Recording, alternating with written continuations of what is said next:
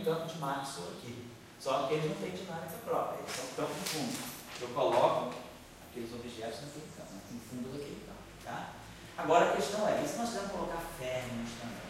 Se nós quisermos acoplar férmions aos modelos de cima não lineares. Então eu estou dizendo, por que é importante chamar a atenção dessa simetria? Porque essa simetria aqui, ela está me regulando, na verdade, a ação do modelo de cima não linear. Quer dizer, essa ação aqui, ela é covariante sobre essa transformação. Então, essa transformação, essa derivada aqui, né, desse objeto aqui, se transforma covariantemente. Se eu pegar nabla, linha, mi, dmi, se linha n, isso aqui vai ser r, n, nabla, mi, dmi, se n. Então, essa equação é covariante de Leibniz. Então, agora a questão é, e os férmions? Se eu quiser acoplar férmion, o férmion é um espaço-tempo. José, primeiro, a questão assim, que eu acho que é uma menos intuitiva é você colocar isso aí que você vai pagar agora. Isso aí que você colocou, você, aí você diz, bom, então o BMI vai ser isso aqui. Isso. Daí, agora a gente pode perguntar por que BMI tem que ser isso aí. BMI é isso aí, nós nem impusemos. Saiu da dinâmica. Eu derivei as equações de campo, naturalmente me chegou nas mãos esse BMI. Eu só soube receber ele e interpretar. Eu ganhei uma combinação. Aí eu olhei, opa, tem esse gama com esse derronte aqui, e isso me dá alguma coisa. Falo, aquele pullback, me dá esse pullback. Eu recebi, eu não impus nada. Eu falei, mas pô, esse cara me chegou aqui, me chegou um objeto BMI-NN. Não fui eu que defini, ele apareceu combinadinho. Aí eu falei, beleza, esse gama M, PN, demix P pode me ser um BMI, NN. Aí eu falo, vamos olhar as transformações desse objeto? Curiosidade. Aí, curiosidade de quem já estudou Young Mills. A intuição tem que ser refinada para uma matemática. Se o cara nunca estudou Young Mills, ele nunca vai pensar nisso, né? Por isso que às vezes é bom uma certa matematiquinha, porque ela refina a tua intuição. Você vê esse objeto, você já tem um olhar malicioso. Você fala, eu já sei. Aí você faz isso aqui.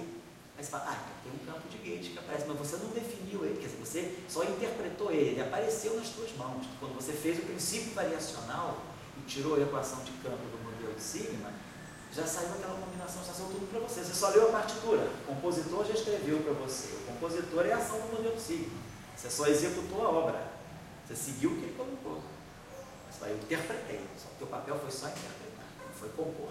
Está tudo composto para você. Quando você faz o princípio variacional, aí você fala, beleza, então eu tenho um campo de amigos. Mas a única coisa que você compõe é escolher esse termo com essa. Ele está nas tuas mãos, isso. Aí você fala, o que isso está me indicando? Aí eu digo, é o olhar malicioso. Você tem algo que tem um índice μ. Com dois índices, BMI, NN, isso está muito com cara de um campo com dois índices fora do espaço-tempo. Pode ser elementos matriz de um campo. Então é um campo de álgebra válido. Quem está chegando no curso de Young Mills, quem fez a aula 6, não vai ter dúvida disso. Aí o cara fala, vamos então ver quem é a simetria do meu sistema. São os difeomorfismos. Então, se eu ganhei esse objeto, vamos ver como é que ele se comporta sob os isomorfismos. Você tem ele, tem os isomorfismos, faz o isomorfismo em cima dele e chega naquilo ali. Então, tudo saiu para você. Você só compôs, você só, vamos dizer, interpretou.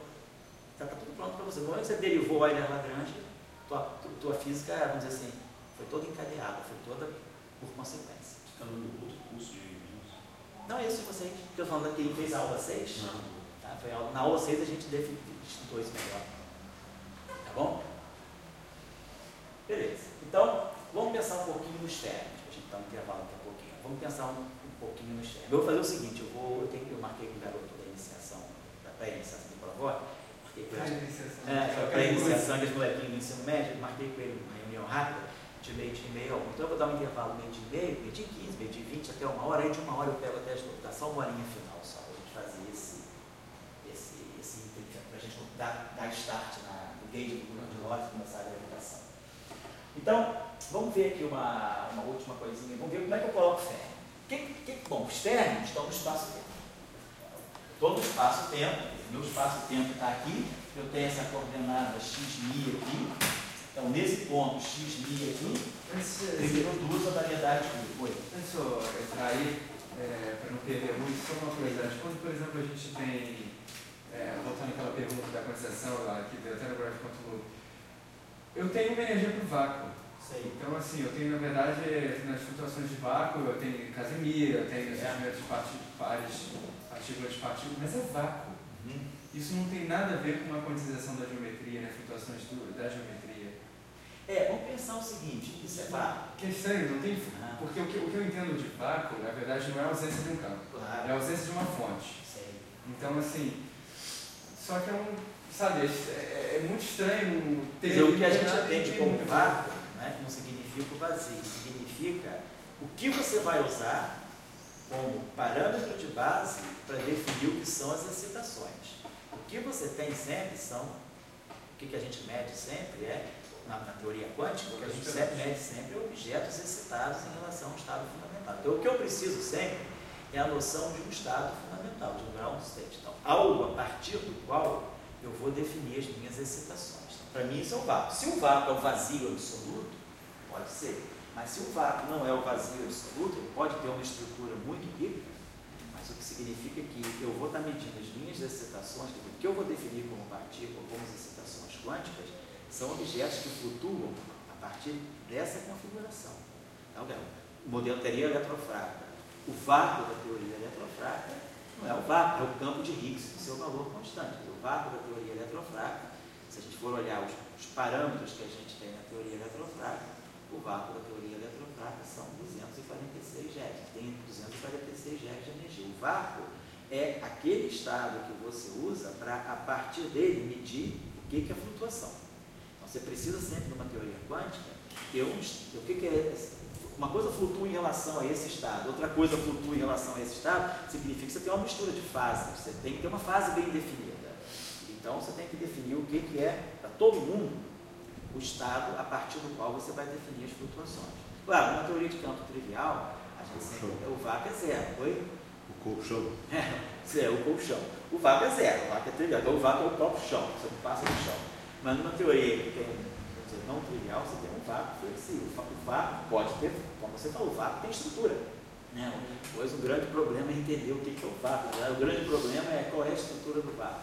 O vácuo ele pode ter uma estrutura de sólidos, ele pode ter uma estrutura de ístito, ele pode ter uma riqueza muito grande. Então tem Casimir. Agora, dizer que a cópia pode tirar a energia do vácuo? A cópia. Entendi a cópia. A coordenação de programas de engenharia do Rio. Se ela pode tirar a energia do vácuo? Eu acho que pode. Se ela souber, cara, se ela for competente, ela vai Mas tirar. ela vai baixar a energia do vácuo, o vácuo então não era vácuo. Se ela tira a energia do vácuo, o vácuo não era ground state. Você rouba as flutuações. Né? Rouba as uma radiação rock do vácuo. Então, vamos dizer, você tem o ground state. Agora, vamos pensar o seguinte, se o vácuo, ele não é vácuo, ele tem flutuações, né, ele produz pares, né, ele tem efeito Casimir, que é o efeito da produção de pares, você poderia dizer, se ele tem energia, ele tem que ter gravitação. Isso. Agora, só que nada diz que a gravitação dele pode ser muito fraca. Mas se ele tem energia, energia é massa é gravitação. Você poderia perguntar, qual é vamos dizer assim, será que eu consigo formar um black hole a partir do meu vácuo? Será que eu consigo formar? Qual é o meu campo gravitacional gerado por isso que eu estou chamando de vácuo? Mas, por exemplo, se assim, a gente pegasse o Gravity.loop, flutuações da métrica, o vácuo tem gravitação. E as flutuações do vácuo vão gerar uma variação da flutuação da gravitação. Só que o vácuo é indissociável, porque ele é um ground state. Então ele é estável. Não, mas indissociável no sentido assim, qualquer observação que eu for ver, isso. Na melhor das hipóteses eu vou ver uma métrica, mas está no vácuo. Então, assim, ele é indissociável nesse sentido. Então, como é que eu separaria uma flutuação, olhando, por exemplo, de uma Gravity.loop, de uma flutuação do vácuo? Pois é, eu não sei nem se você sabe a resposta para isso. Eu particularmente não sei a resposta para isso. Tem que pensar. E se eu pensar também não sei se eu vou chegar a concluir nada. Pode ser que eu pense e também não resolva a questão, mas alguém pode ser que tenha pensado. falando. Talvez se você perguntar isso para o professor Astecar, Como assim separa uma flutuação? Você sempre observa uma coisa, por exemplo, sei lá, como é que você faz uma medida de gravity quanto Loop quanto gravity? Como é que seria, por exemplo? Pois é, tem que saber isso, a gente não pode ficar no achismo, não sei o que é isso, a gente tem que definir. Se vocês quiserem saber sobre isso, eu tenho uma referência boa, posso dar referência. O que significa uma medida, e aí para você poder dizer o que são essas excitações. Não, mas aí dentro, independente da medida que eu vou fazer... O que eu sei é que não se sabe, quer dizer, não se tem ainda uma teoria para matéria na loop quantum gravity. Tá? Se a gente quiser saber isso, aí tem um argentino chamado Alejandro Pérez. Alejandro Pérez, ele trabalha em Marseille. A gente já trouxe ele em 2 ocasiões que a gente fez evento aqui em escola. Você veio para dar mini curso e o professor Piguet, que hoje está em Viçosa, colabora com ele. Já trouxe ele, passou 3 meses em Vitória, quando o Piguet estava em Vitória, passou 3 meses lá. Ele é um cara assim, que está muito por dentro disso. A última vez que ele veio aqui, que a gente ele teve uma conferência agora em fevereiro, lá em Anchieta, no estado do Espírito Santo, e ele estava lá, o Alejandro estava lá. Ele deu um seminário muito legal sobre o quantum gráfico, e aí eu perguntei a ele como é que estava a questão da matéria. Ele trabalha bem com isso. Ele é muito abordável, né? Se você quiser ter o e-mail dele e escrever para ele perguntar alguma coisa, ele vai te responder, não tem dúvida. Ele me falou que ainda não se tinha uma formulação consistente para a introdução de matéria. O que ele apresentou era loop quantum gravity para gravitação pura, sem matéria. Então aí a questão de que é medir a flutuação de matéria, isso aí, eu acho que aí fica um pouco, para mim, né, que não trabalho na área, não estou ciente de todos os progressos da área, eu estaria começando a especular. E aí eu acho que não é um ambiente para isso aqui. Então eu posso encaminhar para vocês as referências. Tá? Eu posso até dar o e-mail do Alejandro para vocês. Mas a flutuação da métrica não precisa ser, não é massiva, e a flutuação de campos, de outros campos que não são gravitacionais. A questão é a mistura, a gente saber o que é vácuo de um, vácuo de outro. Eu acho que a questão que fica aí é a flutuação de quê? Eu acho que essa que é a questão que eu não saberia definir no momento. Tá? Se você quiser escrever para ele, eu te dou um e-mail, você pode dizer que fui eu que pedi para você escrever, ele vai mandar referência ou vai te responder. Ele é um cara super legal, a gente é jovem, jovem. Bom, temos o espaço-tempo básico. Está tudo aqui, o modelo sigma, né? Com essas coordenadas que estão aqui dentro, coordenadas do tipo tem aquela ação. E aí o que a gente está observando? O que regula, né? Quer dizer, na verdade, esse objeto aqui é o objeto que faz a transformação, inclusive das coordenadas. Né? Então, quando a gente faz um diffeomorfismo, o que a gente tem é isso aqui. Isso aqui é um R, N, I, C. Então, a transformação de gauge, no fundo, nesse caso, é o R. O R está fazendo o papel, é o jacobiano, né? Da transformação que o diffeomorfismo define. Então, a gente teria que pensar o seguinte: se a transformação que eu tenho é o R, o meu férmion, ele, para poder se acoplar com o modelo sigma, né? Ele deveria sentir essa transformação. Então, o que a gente poderia estar pensando é o seguinte: a gente tem o nosso férmion, o nosso campo fermiônico, ele tem um índice alfa do espaço-tempo. Então, é o índice de spin. Quem vai atuar nesse índice aqui são as matrizes gama de Dirac. Agora, esse campo, ele teria que estar, tem que ter um índice. Sentir a transformação de gauge do modelo sigma, ele tem que ter um índice, né, nessa variedade. Então, o que a gente estaria colocando seria isso aqui. A gente estaria pensando que esse campo aqui, ele teria essa estrutura. Eu teria um campo psi alfa, com índice M, mas o índice M é essa transformação aqui. Essas matrizes M, no fundo, o índice de SOM. Né? Então, esse campo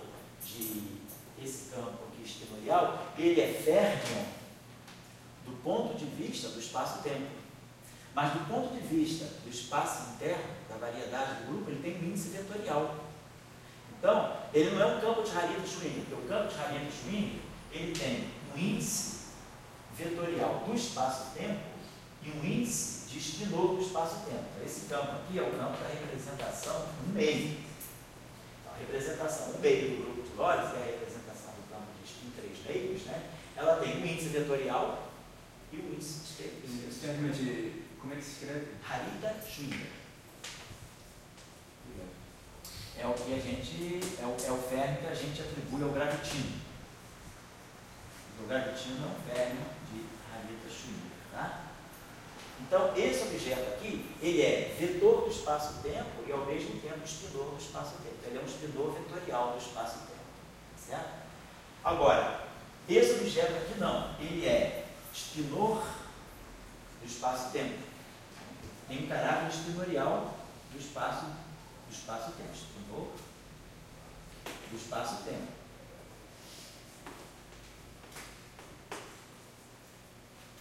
Porém, esse índice aqui é o índice XN, é igual ao N do XN. Esse índice ele é o índice do grupo SON, portanto, ele tem um caráter vetorial. Esse índice é um índice vetorial, é um índice de vetor. É o espaço interno. Do espaço interno, exatamente. Então, ou seja, ele está na representação vetorial do SON. Por que eu preciso desse índice? Porque meu campo ele tem que sofrer uma rotação, ele tem que sofrer a transformação de Yang-Mills que existe dentro do modelo sigma não linear. Então, eu introduzo os campos fermiônicos dessa forma, aqui, né? Aqui.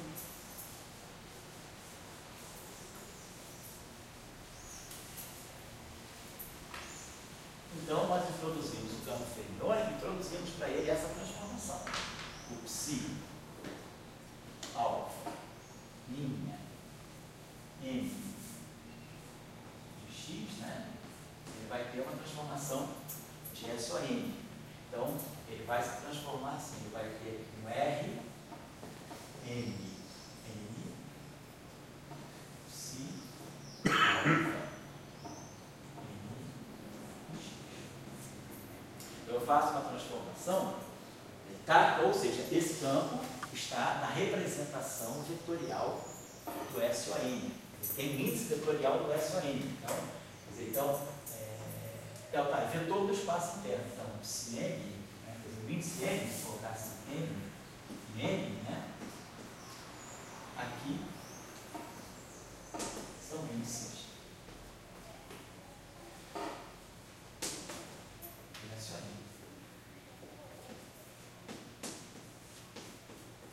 O meu grupo de Gauge é o SON e meus campos fermiônicos eles estão numa representação vetorial de SON. E aí nós sabemos, né? Nós sabemos que... Oi, fala.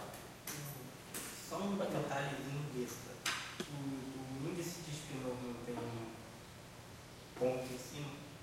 Depende se você pegar a representação só meio zero. Não é zero meio, mas nós estamos pegando o espinor do Dirac.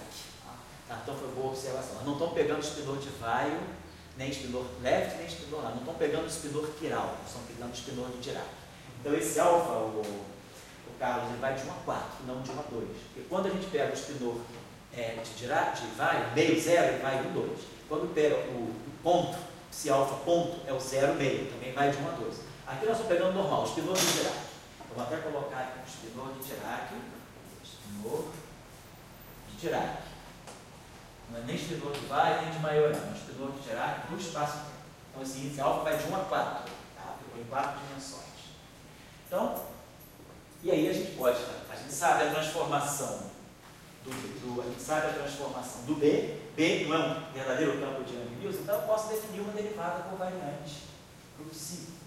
Dmi psi alfa vai ser dmi psi alfa mais, posso colocar aqui uma constante de acoplamento, sei lá, I, G, dmi psi alfa.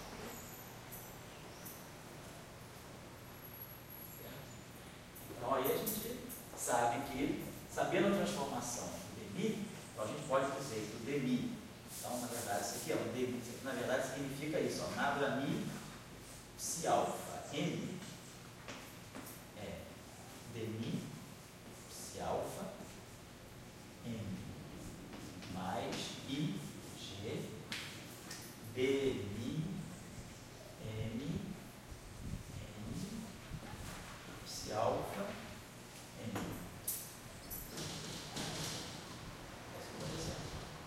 E aí, claro, não preciso nem fazer os cálculos, basta dizer que vocês já estão sabendo. Se esse cara se transforma como campo de Gauge, como campo de Young-Mills, e isso aqui, e o psi se transforma homogeneamente como um verdadeiro campo de matéria, então é claro que a transformação de Gauge desse objeto, nada mi, psi alfa, minha, PR, nada mi, psi alfa. Essa derivada covariante, ela justamente faz com que, ao atuar no psi, ela se transforme da mesma forma que o psi. O papel da derivada covariante é esse, ela atua no campo e ela mantém a transformação que aquele campo já tinha originalmente. Então, é uma genuína derivada covariante. Certo? Então, agora, eu estou pronto para escrever a equação de Dirac, perdão, a ação de Dirac, que acopla o campo com o modelo sigma não linear. Então, a gente sabe esse objeto aqui, então eu posso escrever, diz assim, a ação de Dirac e, vamos dizer, um sigma, acoplado com o modelo sigma. Então, eu posso escrever ela dessa forma, né?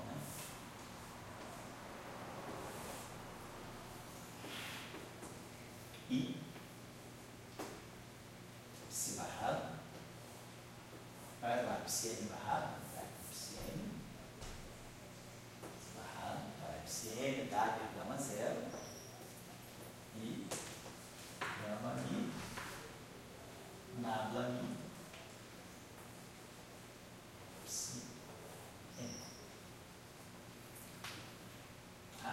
Então, isso aqui significa, na verdade, isso aqui, né? Psi alfa n barrado e gama mi alfa beta nabla mi psi beta n. A matriz gama acopla os índices fermiônicos, como normalmente acontece na equação de Dirac. E esses índices aqui, na verdade, aqui dentro tem uma mistura de índices. Esse termo está aqui, se vocês só lembrarem, esse termo está aqui, é isso aqui. Nabla mi, psi beta, é esse termo aqui.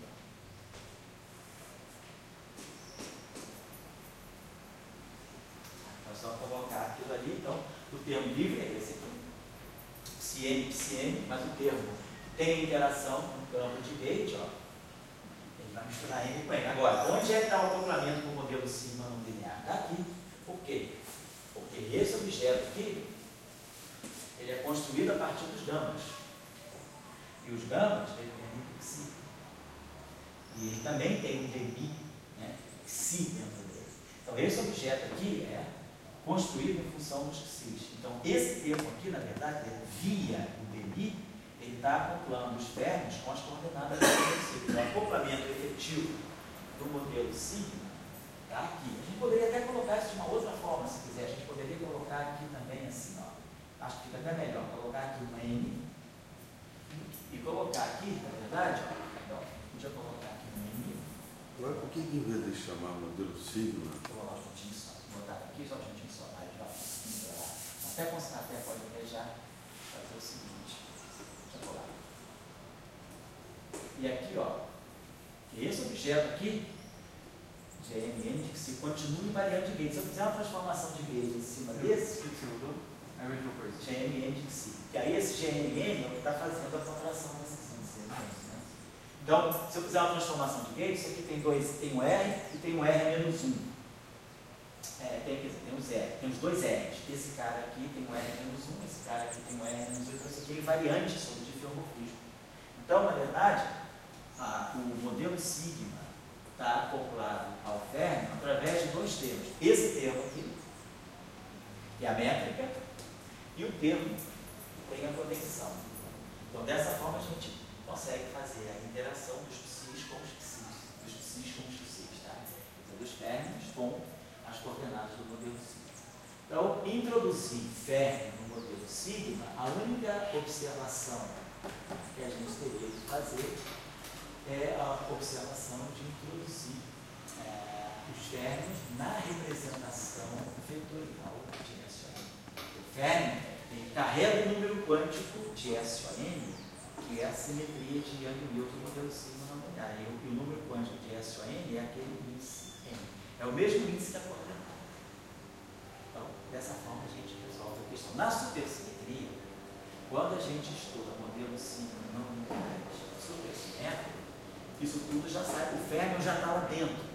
Então, quando você gera o modelo sigma bosônico, automaticamente já sai o modelo sigma fermion. O fermion já sai da ligada também.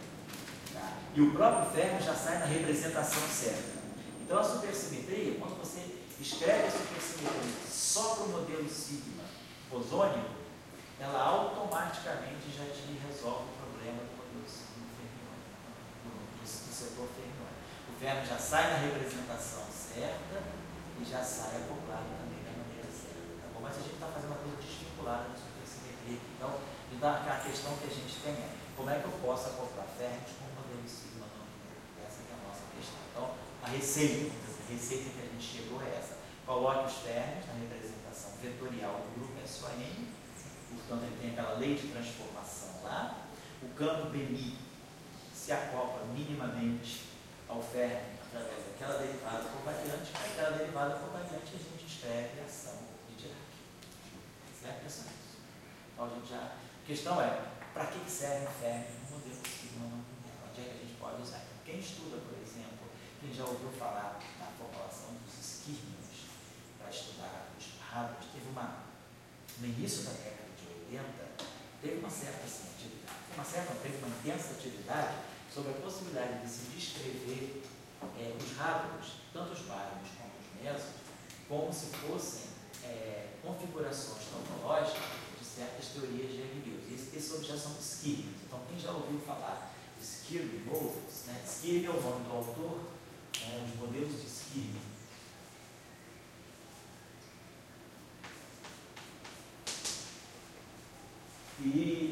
Ou também, a gente chama de, então, os Skirmions, né? São como se fossem, quer dizer, são as configurações do modelo de Skirmy. Então, o modelo de Skirmy é o modelo sigma não linear. E pode ser usado, então se usava a seguinte perspectiva, de descrever tanto os bários quanto os mesons como possíveis, através de modelos sigma não lineares, como possíveis esquirmas. E aí a discussão é, os mesons são bosônicos. Você pode descrever o meson por um modelo sigma bosônico normal, mas os bários são fermiônicos, então você precisa também ter fermions no modelo sigma. Então essa discussão de por que a gente pode usar fermion no modelo sigma, por que a gente deve produzir, né, a interação entre fermions e modelo sigma, por exemplo, num ambiente, num cenário de esquirmas, onde você quer escrever os hadrons como sendo estados, como sendo sólitons de modelo sigma não lineares. O modelo sigma não linear não é o hadron, não é o bário, não é o meson. No modelo, isso é uma coisa que eu não falei aqui, mas que vale a pena falar. Os modelos sigma não lineares, eles têm muitas características de universalidade que as teorias de Young-Milton. Então, por exemplo, o mapinha que a gente tem é o que as mesmas propriedades que Young-Milton tem em 4 dimensões. Se eu pegar uma teoria de Young-Milton em 4 dimensões e pegar o modelo sigma em 2 dimensões, não em 4 dimensões, 1 mais 1, um tempo e um espaço, 1 mais 1 dimensão. As propriedades marcantes que nós temos para as teorias. Só queria ver uma pergunta mais simples aí. Eu não entendo porque o nome modelo sigma, porque no fundo seria quando se coloca o grupo, né? Então, porque. Eu digo o seguinte, essa é a visão que a gente está dando aqui. Porque, na verdade, historicamente, a coisa não saiu daí. A coisa saiu como eu dei na aula passada. Um conjunto de campos, um termo cinético livre, porém vinculados. Aí a gente mostrou na aula passada que através do vínculo, você elimina o vínculo e cria uma métrica. Então, você escreve um modelo sigma não linear com uma métrica que é a expressão de um certo vínculo. Essa é a construção, vamos dizer, história. Ele se firmou como modelo sigma por isso. E por que o nome sigma? Porque na primeira formulação que tinha, o modelo sigma estava ligado à física de pions. Então você tinha π1 ao quadrado, mais π2 ao quadrado, mais π3 ao quadrado, mais sigma ao quadrado igual a uma certa constante. E você eliminava o sigma em função. Então o modelo era chamado modelo sigma porque justamente havia um campo sigma que era eliminado. E na verdade o modelo sigma começou linear. Tinha a primeira formulação foi um modelo sigma linear, de Gelman-Levy, lá do início da década de 60. Depois fizeram a versão não linear. Mas o sigma era porque é um campo, aquele lagrangiano que originou toda a discussão, o paper seminal, ele tinha um campo sigma. E aí esse campo sigma, ele estava dentro de um vínculo, e você eliminava ele, por isso que se chama o modelo sigma. Mas na verdade, a designação genérica de modelo sigma é para sistemas que têm campos com um certo vínculo geométrico, como a gente botou, as somas dos quadrados igual a um certo M2, por exemplo. Então esse é o nome, por isso que é modelo sigma. Agora, na verdade, o que a gente mostra? Como é que eu posso produzir mais sistematicamente um modelo sigma de uma forma mais universal, sem precisar pegar vínculo a vínculo, sem precisar ter um vínculo e definir a métrica? Então, a gente viu que o modelo sigma não linear, ele naturalmente pode ser gerado do setor de spin zero das teorias de Yang-Mills. Você tem um campo vetorial não abeliano, ele tem parte por inverso e parte longitudinal.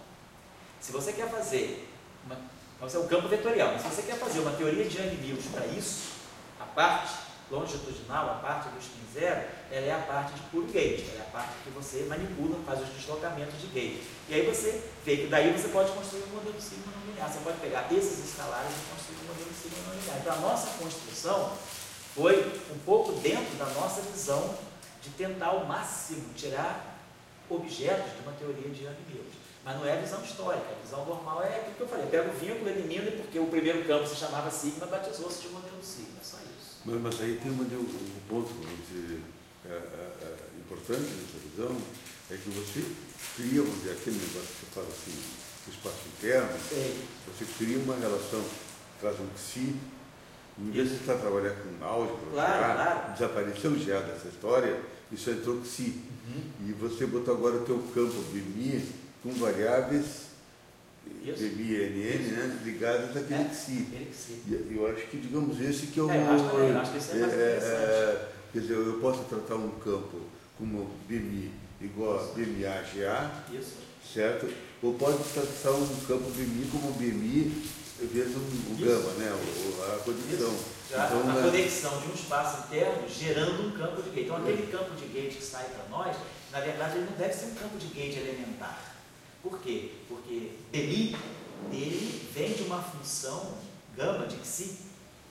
Então ele é um produto de Xi, ele é um produto de coordenadas mais fundamentais. Então aquele campo de gate, a gente pensaria, seria um campo de gate composto, ele não é um campo de gate elementar, nesse sentido. Mas vamos ver, se você puder escrever no quadro de BMI igual a BMA, GA.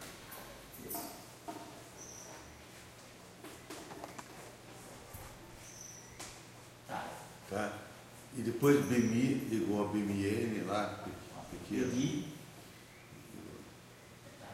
Deixa eu botar isso aqui então para vocês. O BMI fica o BMI. Para ficar mais evidente o que você está falando, é o seguinte: BMI,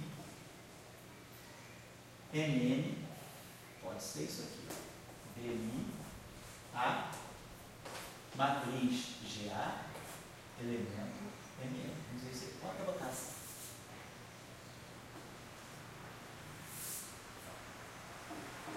No fundo é isso que acontece na teoria de Yang-Mills, né? Matriz tem que ter elemento.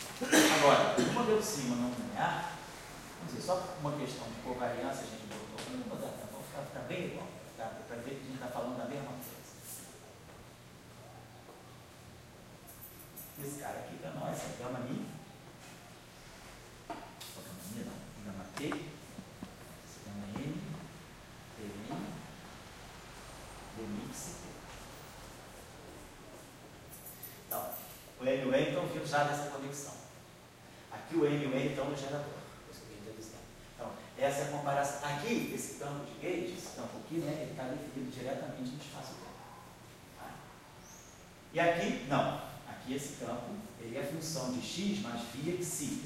Xi, na verdade, é uma função de x, e esse gama aqui é é um gama do psi de x. Então, isso aqui, esse campo de gauge aqui, ele depende de x via psi. Então, na verdade, é um campo de BMI, MN de psi de x. Tá? Então, essa aqui. Agora, esse objeto que está aqui, quem está dando o caráter de conexão a esse objeto que está aqui, né? Essa lei de transformação aqui, desse objeto, é que faz aparecer que R de R menos 1. Então, quem dá o caráter de conexão também é isso aqui. Então, esse cara aqui, a derivada fica aqui.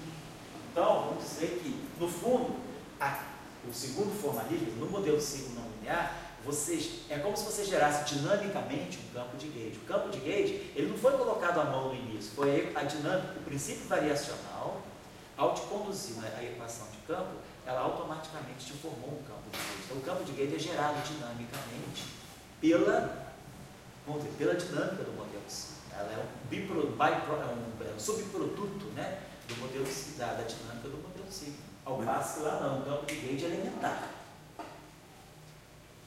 Então, mas digamos, a pergunta é, você está com dois retratos do campo de gauge, um de manhã e outro de noite. Certo. Assim, a roupa que ele veste de noite, lá com os gamas, etc., vamos dizer, é uma roupa ligada ao grupo. Vamos dizer, de noite ele está cansado, ele já não consegue nem mais ter dinâmica. Ele bota o pijama e vai dormir. Bota uma arma nesse forno, pijama bem coitado da simetria. Então, esse cara aqui, ele já não tem dinâmica. Ele está aproveitando a dinâmica do psi. Esse campo aqui não, ele está fresquinho, como você falou, de manhã. Ele levantou cedo, ele está limpinho, ele é clean, está só com uniforme de ginástica, está correndo. O joggingzinho dele lá, ele tem dinâmica, esse aqui é o que tem F mini, tudo bonitinho. Tem DB, F mini igual a zero, beleza. Está tudo aqui. Esse aqui é o campo de Young Mills dinâmico genuíno. De noite, ele está cansado, já não consegue nem levantar uma pedra, né? Não consegue mais correr, então ele já não está mais jovem, cleanzinho. Ele vai, como você falou, pode botar o black tie dele, se enfeitar todo de conexão, bota o black tie e vai jantar num restaurante, né, no Leblon, com a companheira dele. É esse campo aí. Mas ele não tem a dinâmica dele. Quem leva ele é o chofer. Quem leva ele é o... Eu estou tão capitalista, né? Os marxistas que me perdoem. Você diz que quem leva ele é o gama ou o psi? Quem leva ele é o gama. Quem dá o caráter de conexão é o gama. Quem deixa ele. Porque quando a gente fez a transformação do gama, nós vimos que aparecia aquele término homogêneo. Aquele término homogêneo é que dá o caráter de conexão ao gama e que dá o caráter de conexão a ele, porque quando aquele término homogêneo encontrar esse dB aqui, vai ser essa combinação. O término homogêneo que está aqui, aquele D2, blá blá blá, né? Quando encontrar esse dB, é que vai formar um termo D, dB, R, dB, R menos 1. Então, é esse encontro aqui que gera para nós o caráter de conexão. Vou parar Você diria que esses campos só se encontram pela transformação? Esses campos se encontram pela equação de movimento. É a dinâmica que coloca eles cara a cara, lembra? Então, o Chico comentou que quando você faz a equação de campo... Não, eu entendo. Mas, digamos, você vai a transformação não. A transformação não, a transformação são completamente. A transformação desse cara é uma coisa, tem a conexão, a transformação desse cara aqui é um legítimo vetor sobre a transformação. Não estou dizendo, mas a do B. A do B o que tem? A do B mini, o B mini N, ele sabe que está se transformando como Young Mills. Ele sabe desde o início isso. Ele sabe desde o início que ele está transformando como Young Mills. E lá embaixo o B mini. Ele só sabe depois que o psi se transformou. É a transformação do psi que vai chegar a ele sob a forma de uma transformação de Young Mills. Aqui tem um campo de gauge mais dinâmico. Ele é gerado dinamicamente, mas ele não é um campo de gauge elementar, nesse sentido, tá? Vamos dar um intervalinho. Se o garoto acabar mais cedo, até bem em 5, mas vamos botar.